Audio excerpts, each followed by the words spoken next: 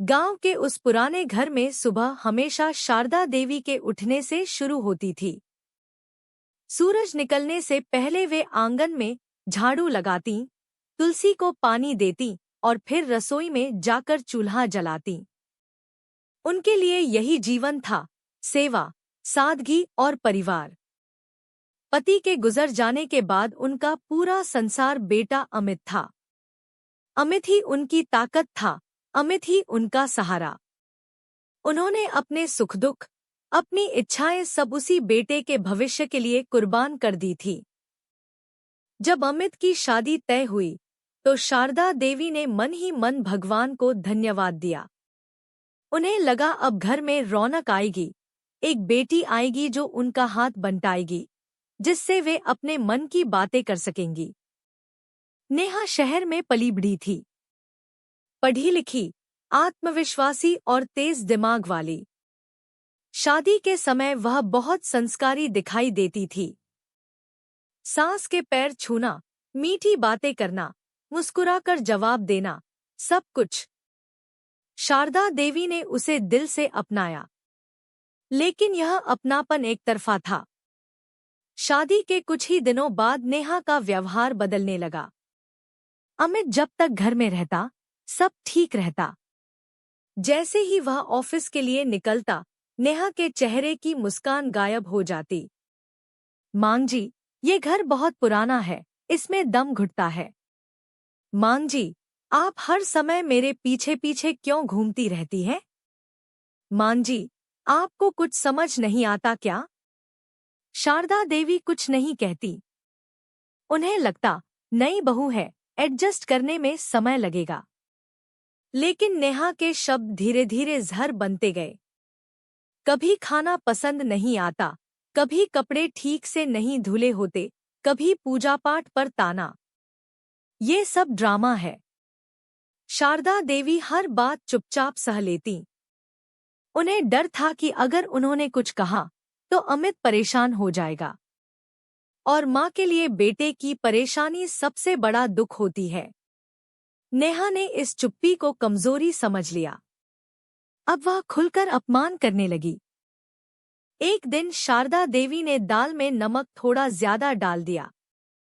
नेहा ने पूरी थाली सिंक में फेंक दी। जानबूझकर करती हैं आप, ताकि मुझे बुरा लगे। शारदा देवी ने कांपते हाथों से थाली उठाई। उनकी आंखें भर आईं, लेकिन उन्होंने सिर झुका लिया। रात को अमित ने पूछा, आज खाना क्यों नहीं खाया माँ? वे बस इतना ही बोली, भूख नहीं थी बेटा। नेहा वहीं बैठी मुस्कुरा रही थी। धीरे धीरे शारदा देवी का आत्मसम्मान टूटने लगा। उन्हें लगता जैसे वे इस घर में बोझ बन गई हैं। वही घर जिसे उन्होंने अपने हाथों से संवारा था।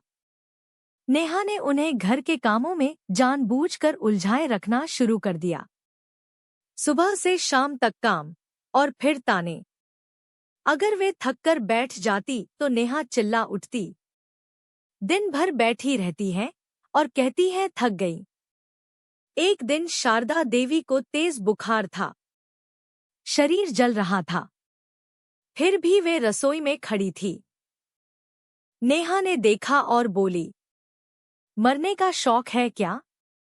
या सबको दिखाना है कि आप कितनी महान हैं? उस दिन शारदा देवी पहली बार अंदर से टूट गई।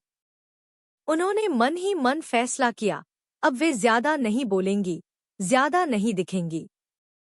वे खुद को कमरे तक सीमित रखने लगी। पड़ोस की औरतें सब जानती थी। कभी कभी कहती, बहू कुछ ज्यादा तेज है। लेकिन कोई खुलकर सामने नहीं आया। नेहा अमित के सामने खुद को पीड़ित दिखाती। आपकी माँ मुझे पसंद नहीं करती।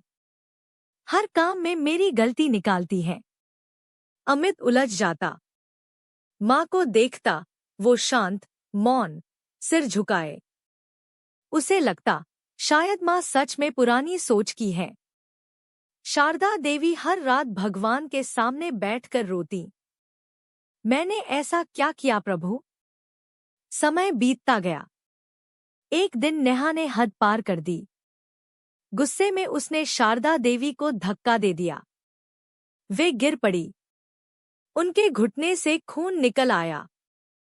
नेहा ने तिरस्कार से कहा, नाटक मत कीजिए। उस रात शारदा देवी दर्द से कराहती रहीं, लेकिन अमित को नहीं बताया। लेकिन किस्मत ने उस दिन फैसला कर लिया था। अगले दिन अमित आधे दिन में घर लौट आया। ऑफिस में मीटिंग रद्द हो गई थी। घर में कदम रखते ही उसने नेहा की चीख सुनी, मर क्यों नहीं जाती आप?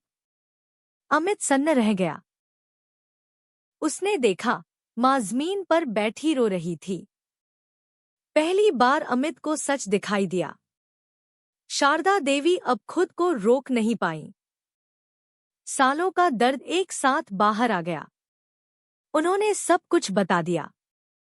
अमित की आंखों में आंसू थे, गुस्सा था, पछतावा था। उसने नेहा से साफ कहा, मेरी माँ का अपमान मतलब मेरा अपमान। नेहा को पहली बार एहसास हुआ कि उसने क्या किया है। शारदा देवी ने बस इतना कहा, मैं बदला नहीं चाहती, बस सम्मान। उस दिन के बाद घर में बहुत कुछ बदल गया। शारदा देवी ने सीखा कि चुप रहना हमेशा सही नहीं होता। और अमित ने सीखा कि सच देखने के लिए आंखें खोलनी पड़ती हैं।